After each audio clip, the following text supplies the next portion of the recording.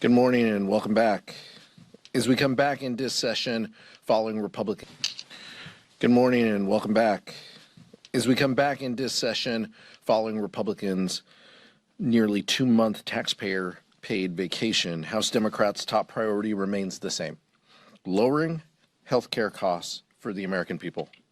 For months, Republicans have wasted time by refusing to negotiate with Democrats on a deal that would extend the Affordable Care Act tax credits. These tax credits allow hardworking families to see their doctors when they get sick, get medication, or have life-saving surgeries. If Republicans let these credits expire, millions of Americans in red, blue, and purple districts will be forced to make incredibly difficult financial decisions or be priced out of health care altogether. An example, in my district, Amy in Redlands is a small business owner. She told me that her health care would jump from $650 per month to $2,000 per month. Amy said she doesn't know if she'd be able to afford her living expenses, let alone this increase. Unfortunately, this is not a unique example around the country. As the richest nation in the world, we cannot allow this to happen. For years, Republicans have been hell-bent on repealing the Affordable Care Act, but have no replacement plan. Donald Trump and Republicans have already created a massive health care crisis in this country with their big ugly law, the largest health care cut in the United States history. By failing to extend the Affordable Care Act tax credits, Republicans will only exacerbate this. The time to act is now. We should get going to that. Vice Chair Ted Lieu. Thank you, Chairman Aguilar.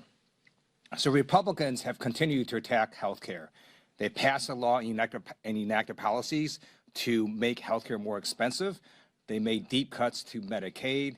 There's a $500 billion cut slated for Medicare, and the Affordable Care Act is going to dramatically increase because of Republicans' attacks on health care. Yesterday, a Gallup poll came out showing that this is now weighing on American people's minds in a very big way. Nearly half of the American people, 47%, believe they cannot afford health care next year. And then Gallup asked a second question about drug prices. And 1 in 5 Americans say they or one of their family members can no longer afford prescription drugs. That is the highest that survey has ever recorded since they asked that question. And so we're asking Donald Trump Republicans to get serious and work with Democrats on bringing down healthcare costs instead of increasing healthcare costs. And nothing Republicans are doing this week is going to help reduce the cost of healthcare. We also know that other costs are rising. And so they put out a statistic about consumer price index changes to groceries from January to September of this year. It shows that coffee increased 15.3%, ground beef increased 14.2%, and bananas increased 7.9%. So Trump's tariffs and the rubber stamp Republican House members are increasing costs at grocery stores as well. We recently saw that the Trump administration is going to lower tariffs on some grocery items. That is finally an acknowledgement that Donald Trump has been lying to American people all along. Tariffs, in fact, are not paid by foreign countries. They're paid by Americans. That's why grocery prices have gone up, and that's why they're going to continue to go up, because most tariffs are still on a lot of grocery items and a lot of products. We're asking Donald Trump to stop these tax increases on Americans and deal with affordability, which is at the top of Americans' minds. Questions? Michael. Thank you, Mr. Chairman.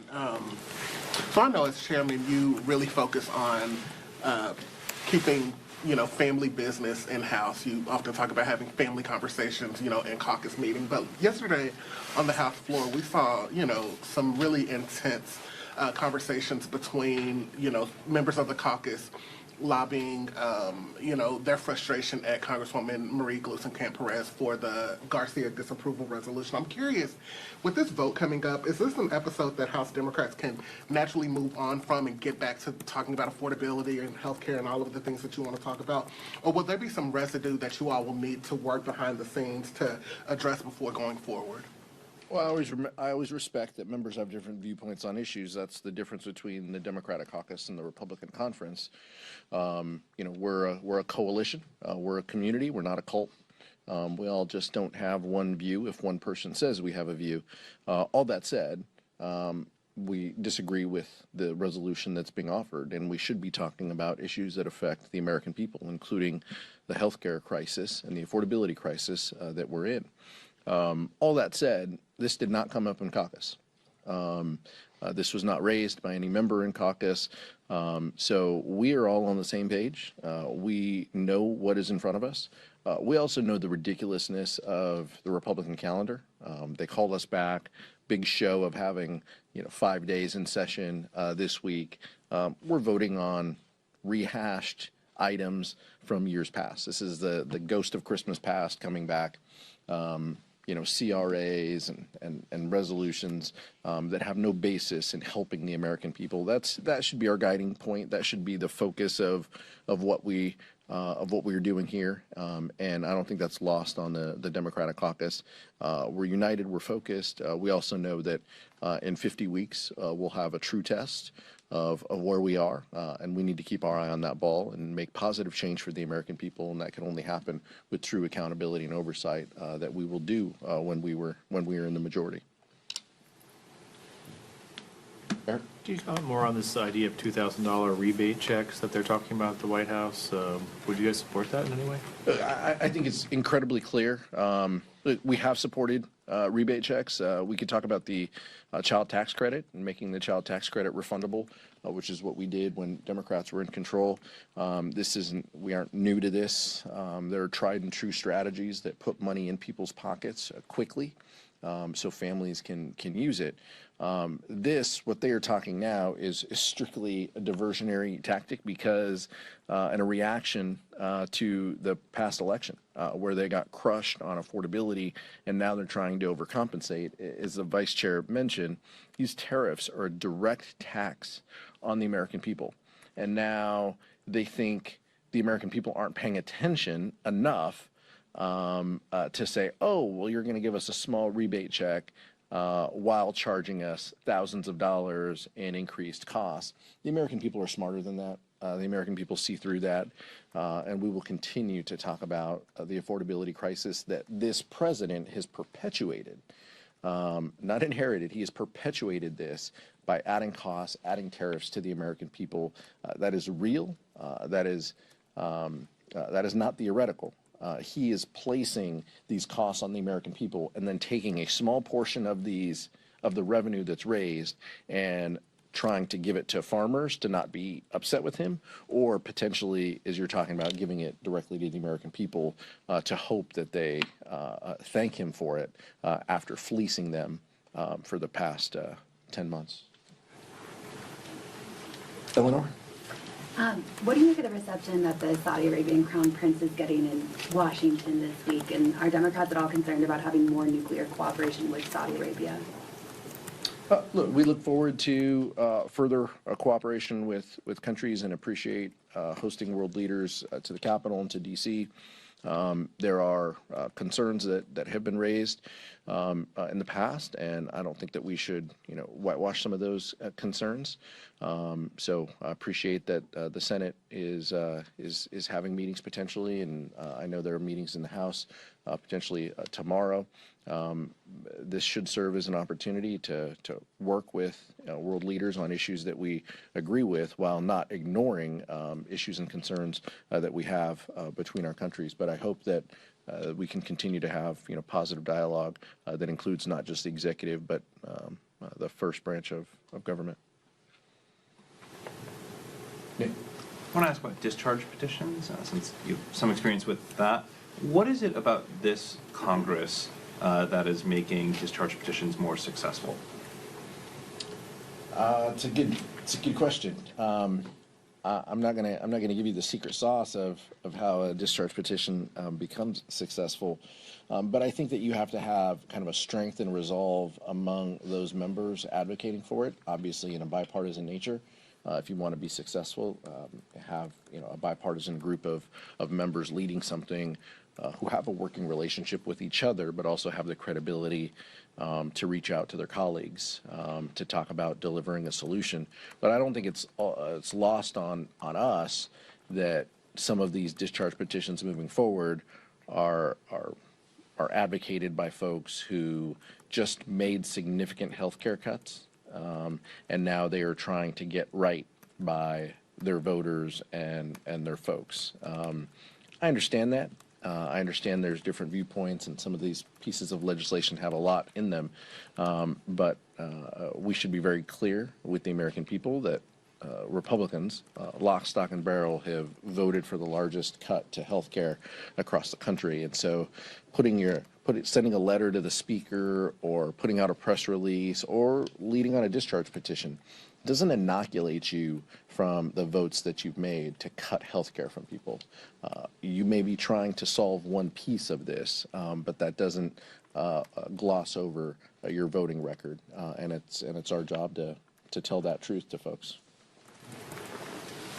My view of why there's been so many discharge petitions and successful ones is because of failed Republican House leadership.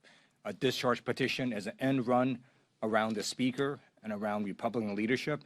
And when Republican leadership is protecting pedophiles, you're going to have Democrats, Republicans going, that's insane. You cannot do that. And that's why this discharge petition was successful. And because Republican House leadership is out of step with the overwhelming majority of the American people, that's why you're seeing these discharge petitions being filed and why some of them are succeeding. Thank you. I wanted to ask the House, I know neither of you are on this committee, but the House Administration Committee is holding a hearing on the Stock Act. Do you think that act that was passed in 2012 has done enough to curb public sentiment about concerns about insider trading among Congress? And then in the Senate, Senator Hawley, along with Senator Ossoff and Peters, co-sponsored the Pelosi Act. Do you think that would be something House Democrats would be willing to take up if it were to get to the House? We need more transparency. We need more accountability. We need more legislation specific to dealing with members who have been trading stocks. There are members who sit in committees. This is all public record, who have been sitting in committees and then trading stocks. Some of them campaigned on not wanting to do this and then have gone and done this hundreds of times. There needs to be more legislation in this regard. House Democrats, I'm not aware of anything that House Republicans have put out that have indicated that they support a ban on stock trading. House Democrats did put that out. Before the August work period, we put out documents talking about an affirmative agenda, talking about the culture of corruption, talking about the affordability crisis and the healthcare crisis that we're in. And the single piece of legislation that was mentioned was addressing this issue. So this is something that is serious for our caucus, and it'll take serious legislation in order to do it. That doesn't mean that there's a monopoly on one issue or one idea or one piece of legislation that gets there. This is why we have hearings, and this is why, if we truly want a bipartisan effort, then it's on Republicans to work with us in order to solve this issue. I support a ban on members of Congress trading individual stocks. I also think people need to look at the President of the United States. It is massive corruption going on in the White House. The Swiss basically gave him a personalized gold bar. The country of Qatar gave him a used jumbo jet. You've got his family making huge amounts of money off of crypto, and the president pardoned a criminal because that person was with a company that helps his family with crypto. The amount of corruption in the White House is insane, unconscionable levels. And in addition to the Stock Act, we need to look at putting some real serious ethics into the White House. And I'd also offer the Supreme Court. This can't just be something that affects Congress. We have to look at the executive branch as well as an enforceable code of conduct for the Supreme Court as well. Cassie? I wanted to ask, kind of piggybacking off of Nick's question about discharge petitions. You know, obviously today we will have this vote on the Epstein files and releasing them. Republican leadership now saying that they aren't whipping one way or another, saying that members can vote their conscience after Democrats have accused them of canceling votes and sending the House home so that this vote couldn't be taken earlier, not swearing in Adelita Grijalva. So what do you make of this about face, and do you directly correlate it with the president's about face on this? Yeah, absolutely. I mean, all of them feel the same way. I mean, this is about them knowing that they're going to lose. They're going to lose this vote. They could not convince Marjorie Taylor Greene and Lauren Boebert from the Situation Room. They could not convince them to remove their signatures, so they are shifting strategies. Now they have to embrace it because they're going to lose this issue, and they weren't going to lose by a little. They were going to lose by a lot. And I think the president, clearly doesn't want to be viewed as a lame duck or on the losing side of an issue with the Republican conference. And Republicans are probably tired of having to defend the pedophilia that Jeffrey Epstein stood for.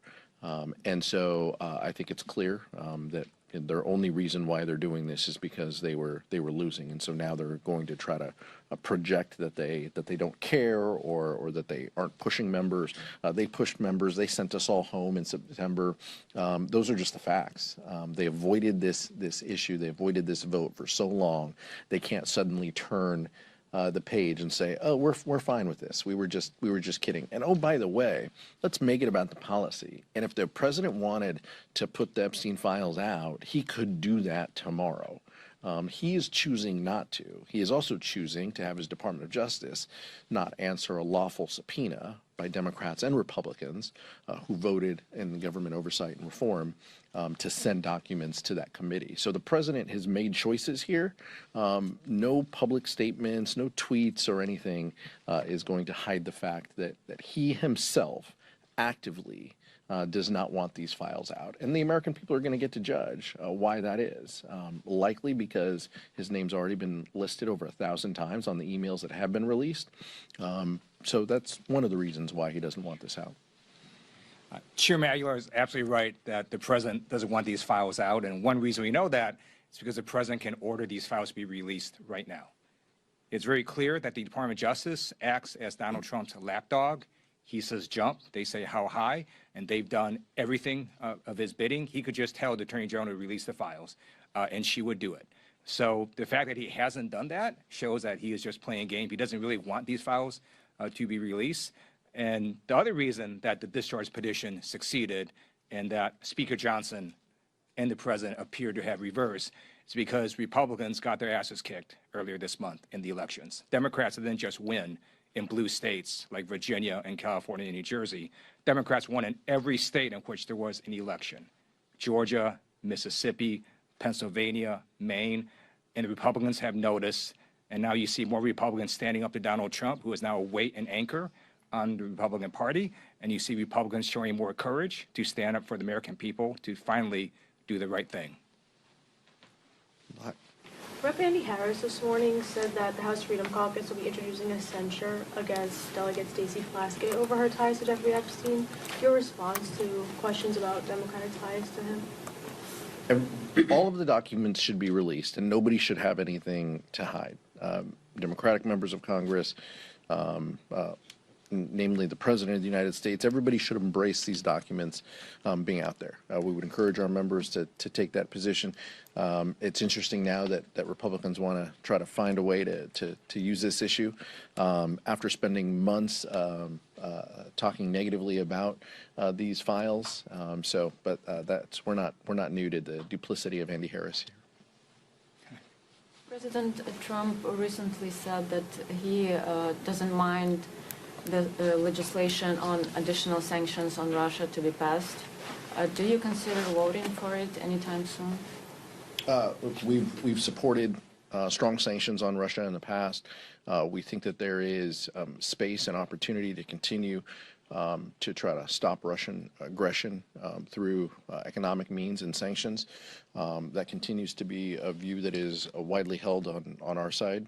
Republicans have had a tough time wrapping their head around this because the president has embraced this, and then he said, no, stop, we're going to, because he's wants to cozy up to Putin himself. So I think the Republicans are better equipped to ask why the whipsaw of yes and no on this issue.